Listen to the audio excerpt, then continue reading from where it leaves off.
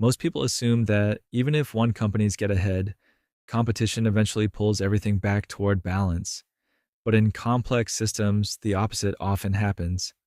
Once an advantage appears, the system begins reorganizing around it. Large organizations attract more attention, more customers, more capital, more talent.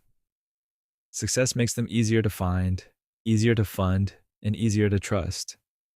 So, slightly larger firms gain slightly more opportunities, and each round of opportunity reinforces the last.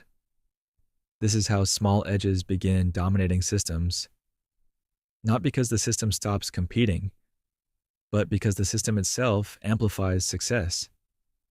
Investors prefer organizations that already appear stable. Workers prefer employers that already appear successful.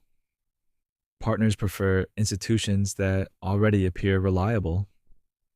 So activity begins concentrating around the largest structures. Gradually, the system stops looking competitive. Instead, it starts organizing itself around a few dominant centers. What began as a small advantage becomes gravitational. The largest structures attract more resources simply because they are already large. And as dominance grows, something else happens.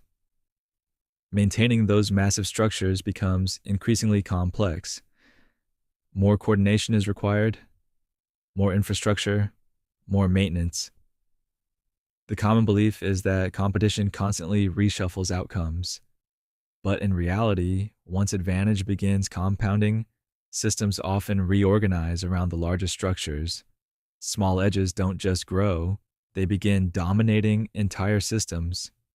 And when dominance becomes structural, a new problem appears. Large systems accumulate structural weight, which is why in the next episode, we examine how dominance eventually creates structural debt inside the system itself.